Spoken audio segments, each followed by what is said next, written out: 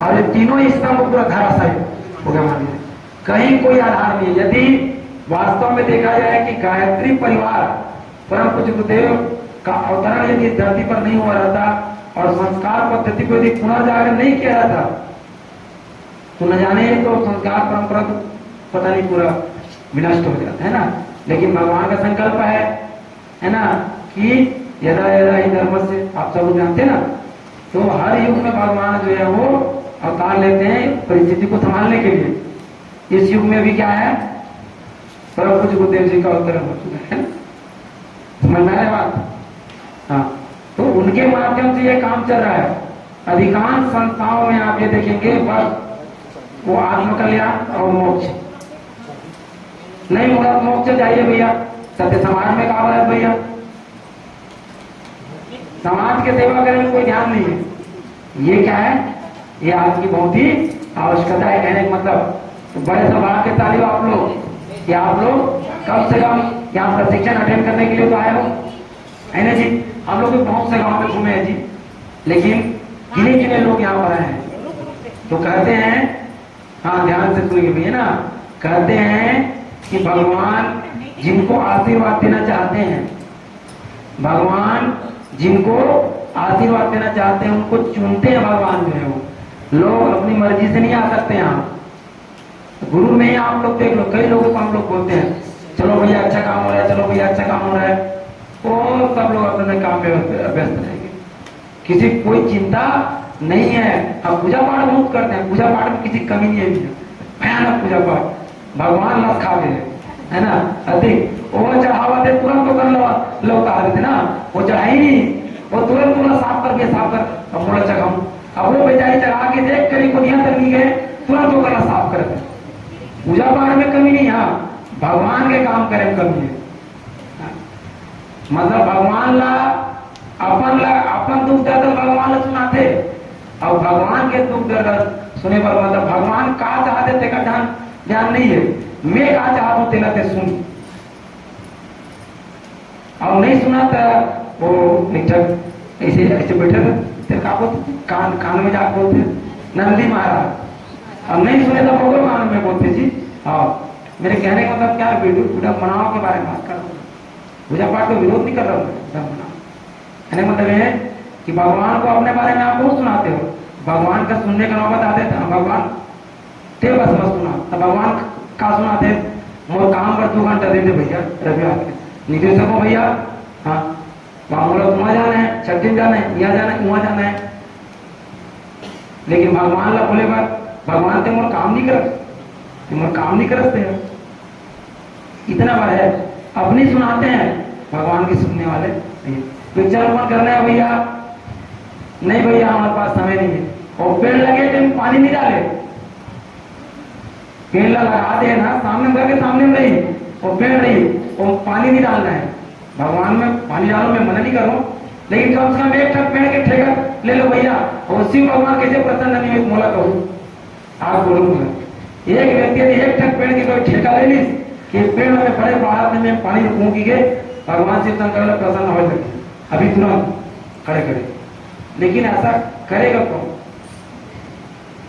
आप लोग इतने सौभाग्यशाली हो रहे हैं, कहने का मतलब कि आप लोग बेटा भले छोटे छोटे हो, कम उम्र के हो, लेकिन मैं समझता हूँ बड़े बड़े प्रोफेसर, बड़े बड़े डॉक्टर, व्हाट्सएप ग्रुप में इतने सारे गुरुजी लोग जुड़े होंगे हमारे गायत्री परिवार के, बहुत सारे प्रॉपर ग्रुप के मेरे ख्याल से कम से कम 15 गुरुजी लोगों को मैं जुड़ा हूँ, 15 गुरुजी लोग जुड़े उसमें, हीरक मंडल गुरु वाले रोज के मैसेज को देख रहे, बड़े लिखे लोग है भाई, लेकिन एक भी गुरु जी कि मैंने भाव नहीं आता कि चल भाई कहा से संस्कार की बात है, जान देते हैं ये ब्राह्मण है।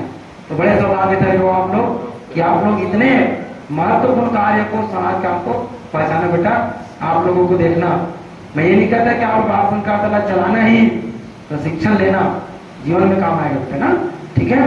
और आप लोग जब काम करेंगे तो दैवीय अनुग्रह आपको मिलेगा, 1 घंटे आप देंगे ना, आपका पढ़ाई का डिस्टर्ब नहीं होगा बेटा, याद रखना है ना। हम जब 12वीं क्लास में थे तो हमारे गुरुजी लोग कहते थे, एक जने गुरुजी दिल्ली वाला मत जाकर निर्माण कर, मत जाकर मंदिर कावर तो टाइम बर्बाद हो जी। गायत्री मंदिर जाते थे, बोर्ड परीक्षा तो पढ़े लिखे करेगा, एक गुरुजी मेरे कैसी बोले, दिल्ली वाला सर, उसमें भारी पड़ा।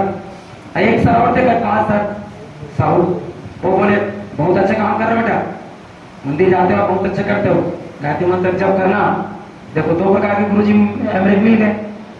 अब मैं सोचा कि अगर मैं मेहनत नहीं करूंगा अच्छे से तो ये गुरुजी मेरे ऊपर हंसेंगे। देखो वो मंदिर जाता था, मेहनत नहीं किया, तो मैं संकल्प लिया है ना कि मैं इतना मेहनत करूंगा कि मैं दिखाऊंगा मैं मंदिर भी जा सकता हूँ और मेहनत भी कर सकता हूँ। मैंने समय दान दिया 2 घंटा, और बायोलॉजी में 96 अंक आए, 96, 100 में 96, एप्सन 96 प्रैक्टिकल मिलाकर, है ना। और बायोलॉजी विषय में अपने ग्रुप में टॉप किया। कहने का मतलब क्या था कि भाई अच्छे काम में समय देने से कभी भी किसी का नुकसान आज तक नहीं हुआ है, नहीं होगा, समझ गया, इसलिए बोल रहा है ना, हमेशा आपको आपका ही प्रगति होगा। ठीक, बोले भारत माता की जय, गायत्री माता की जय। आइए अब इसके बाद अब हम बाल संस्कार शाला चलाने के लिए मानसिकता बना लिए, प्रशिक्षण लेने के लिए पहली बात है ना। अंत तक आपकी मानसिकता क्या बनती है वो हम बाद में देखेंगे। तो बाल संस्कार शाला का प्रशिक्षण लेना चाहोगे कि नहीं चाहोगे, ये पहले बताओ जी। हाथ ऊपर करो, चलो कौन कौन चाहते हैं, किशन मन के हाथ एकदम इसी उठा आराम से, हाँ मैंने हाथ ऊपर करना है ना जी, बहुत बड़े थे, लेना है और बाद में ज्ञान लाभ देना है नहीं देना वो आपके समय को पड़ेगा, लेकिन बाद में प्रशिक्षण लेना है। ठीक, तो आप सबसे मानसिकता पूर्ण मनोयोग से सीखना। ये हमारे प्रशिक्षक मंडल बहुत कीमती समय निकाल करके आपको दे रहे हैं, है ना, और आप लोग भी अपना कीमती समय निकाल करके यहाँ पर दिए हो, तो पूरे समय का सदुपयोग करना है ना।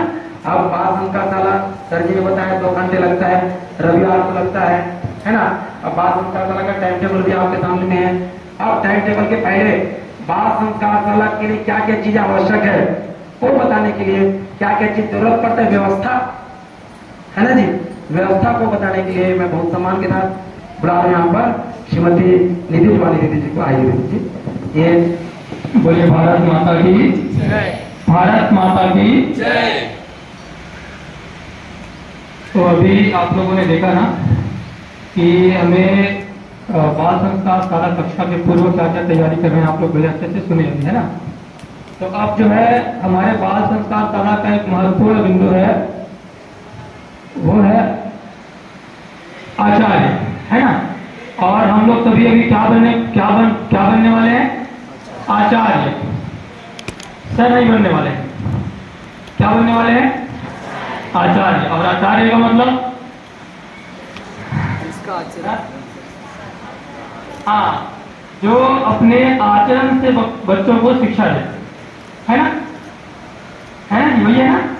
हाँ, तो हम जो है आचार्य बनने वाले हैं ना, तो हमारा आचरण जो है ऐसा हो कि उससे बच्चे जो है प्रेरित हो, सीखे हमारे आचरण से, है ना। तो आचार्य का व्यक्तित्व और उसकी भूमिका ये बहुत महत्वपूर्ण।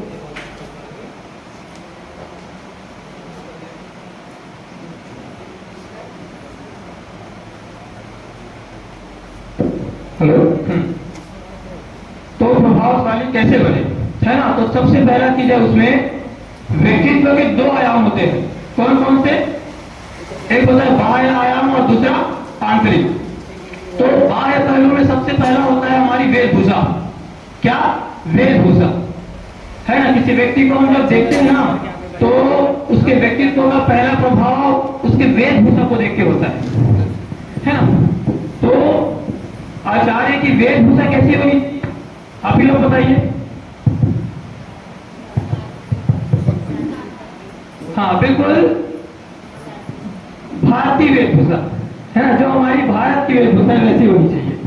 आप लोग समझ गए होंगे, है ना।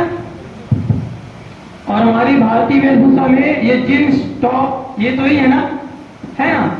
तो जो हमारी भारतीय वेशभूषा में शामिल नहीं है वैसी वेशभूषा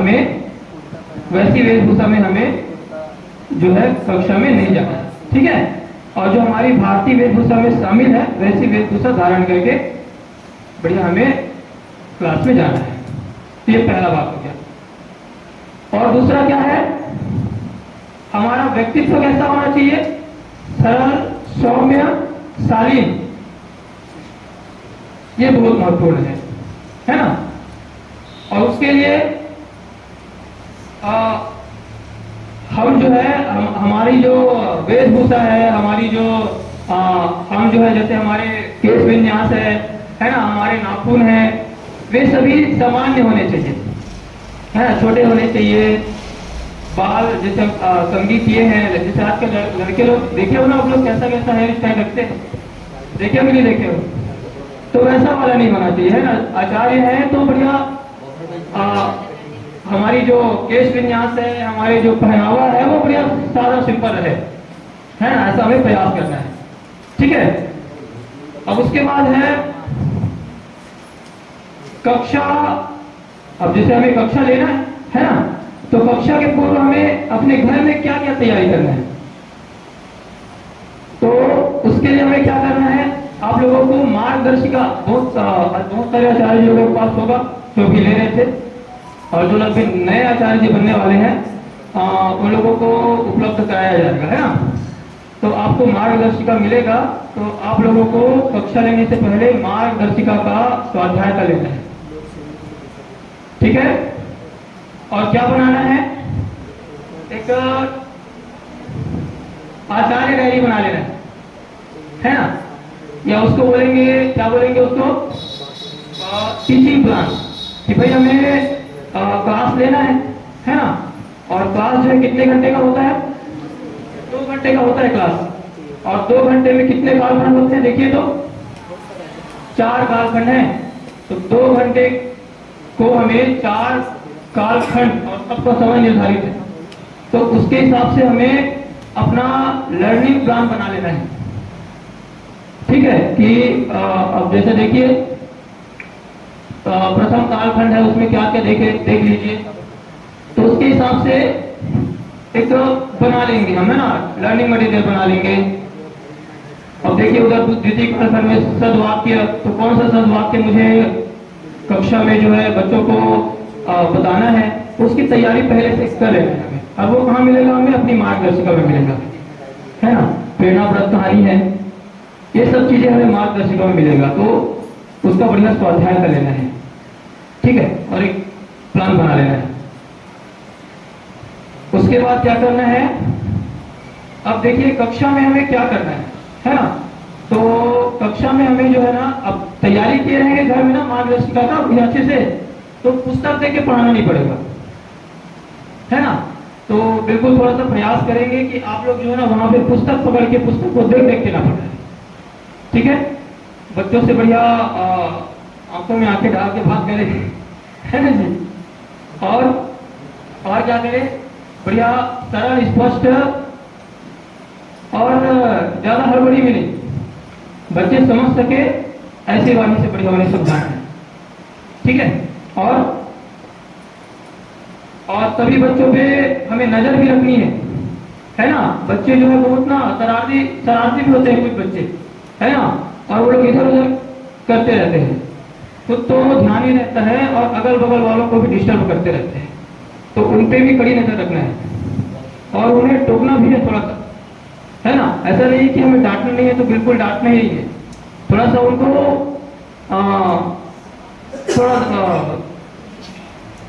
थोड़ा सा ना क्या करके रखना है, वो कंट्रोल रहे, अपने जगह में अच्छे से बैठे, है ना, इतना तो कम से कम थोड़ा सा अपना प्रभाव जमा के रखना है, ठीक है। और अगला क्या है, बाल मनोविज्ञान का ध्यान रखना है हमें, है ना। बाल मनोविज्ञान का बच्चों की, जैसे बच्चों को नाम लेके कुछ पूछना है ना, उनका नाम लेते रहना है, कुछ पूछना है तो नाम लेके पूछना है, और अगर हम कुछ प्रश्न पूछे और उसका बढ़िया जवाब दिया तो उसकी प्रशंसा करनी है, शाबाशी देना है, ताली बजवा लेना है एक बार, ताकि बच्चे खुश रहे और उत्साहित होते रहे, है ना। और क्या करेंगे, अगर कोई बच्चा जो है जैसे एक कक्षा में उपस्थित रहा, है ना, और वो अगले कक्षा में भी अनुपस्थित है ना, तो हमारा वहाँ पे दायित्व बनेगा कि हम उसके घर में जाके उसके अभिभावक से संपर्क करें जाके, भाई कि बच्चे को क्या समस्या हो गई है, वो कक्षा क्यों नहीं आ रहा है ना, उसका कुशल क्षेम जो है जानेंगे जाके घर में। ठीक है। अब है अगला, हमारा जो शिक्षण शैली हो वो कैसा हो, तो कैसा होना चाहिए,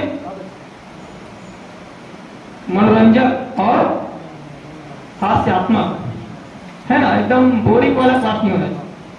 2 घंटा बच्चे लोग उब रहे हैं ऐसा नहीं होना चाहिए। ठीक है।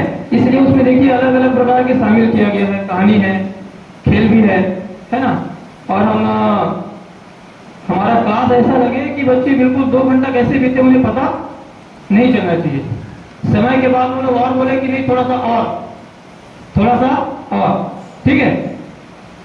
चलिए अगला है अभिभावकों से संपर्क। तो महीने में कम से कम एक बार, महीने में कितने बार, कम से कम एक बार जो है बच्चों के अभिभावकों से हम संपर्क करें। ठीक है जी। और उनसे थोड़ी सी घनिष्ठता और आत्मीयता बना के रखें। ठीक है। हमारा संबंध जो है एकदम औपचारिक नहीं होना चाहिए, अनौपचारिक होना चाहिए। ठीक है। हाँ, मगर एक बात और ध्यान रखना है कि बच्चों से हम, बालकों से हम ज्यादा अनौपचारिक संबंध ना बनाए, है ना, नहीं तो फिर वो बिल्कुल हमें आचार्य नहीं अपना दोस्त ही समझने लग जाएंगे, फिर अनुशासन बनाने में दिक्कत हो जाएगी। सही बात है ना। ठीक है। तो ये ध्यान रखेंगे। अब अगला है बच्चों का हमें सहयोगी बनना है, उनका शासक नहीं बनना है ना, ये याद रखना है हमेशा। और हमारी पाठ्य सामग्री ऐसी होनी चाहिए, है ना, जो बच्चों का शारीरिक, मानसिक, आध्यात्मिक और संवेदनात्मक विकास करे। आध्यात्मिक और संवेदनात्मक ये बहुत महत्वपूर्ण है ना। शारीरिक मानसिक तो खेलकूद में होगा, है ना, मगर हमें ध्यान देना है कि उनका आध्यात्मिक विकास और संवेदनात्मक विकास भी हो, संवेदनशील बने बच्चे। ऐसे पाठ्य सामग्री का हमें चयन करना है। और बच्चों को जो है हमारा पाठ्यक्रम जो है वो बोझ ही नहीं लगना चाहिए। बिल्कुल वो लोग खेल खेल में सब चीज, बड़ी बड़ी बातें भी सीखते रहे, ऐसा बढ़िया हमें अपना विषय वस्तु बना लेना है, लर्निंग प्लान जो है वो बना लेना है। ठीक है। और आचार्य को क्या करना है, जिस दिन कक्षा है, जैसे रविवार है मान लो के बाद, तो हमें जैसे कक्षा का समय, हम जो समय दिए हैं बच्चों को, उस समय से कम 10 मिनट पहले हमें वहां पहुंचने का प्रयास करना है। ठीक है। ऐसा नहीं है कि समय हो गया है और आचार्य जो है 10 मिनट बाद आ रहा है, तो फिर गलत प्रभाव पड़ेगा ना। तो बिल्कुल समय से 10 मिनट पहले पहुंचने का हमें प्रयास करना है। और कक्षा का समय और स्थान बार बार ना बदले, ये भी ध्यान रखना है। हाँ, कई बार वैसी आपात स्थिति आ जाती है, तब की बात अलग है ना, नहीं तो एक ही जगह लगे और एक ही समय में लगे। और अगर हम किसी कारणवश बदल रहे हैं समय, तो बच्चों को उसकी पूर्व सूचना दे दें।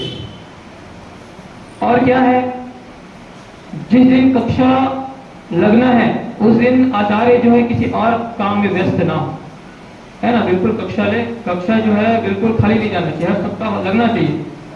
मान लो के बाद जो मुख्य आचार्य है वो बिजी है, कुछ काम एकदम जरूरी काम आ गया है, तो जो सहयोगी आचार्य है उसको जो है उसका दायित्व सौंप दे कक्षा का, है ना। या कोई सहयोगी आचार्य नहीं है कहीं पे, तो अपने किसी जो संभाल सके दायित्व को, ऐसे व्यक्ति को उस दिन का जो है दायित्व सौंप के, है ना, सौंप देना चाहिए।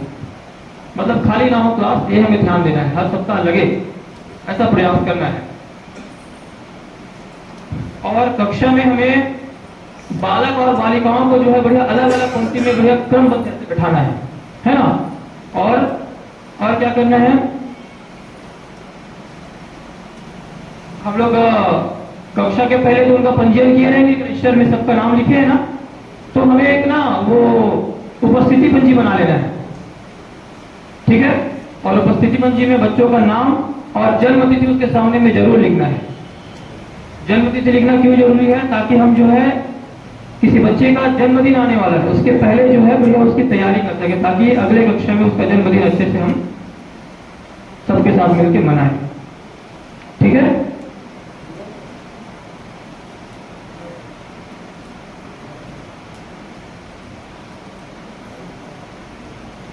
ठीक है, तो ये सब बातें अगर हम ध्यान रखेंगे, है ना, तो जो है हम अच्छे आचार्य जो है के रूप में कार्य कर सकते हैं, है ना, और हमारे व्यक्तित्व का बच्चों पे जरूर प्रभाव जो है पड़ेगा। हो गया ना 10 मिनट? बोले भारत माता की जय। ये सब बातें आप ध्यान रखिए।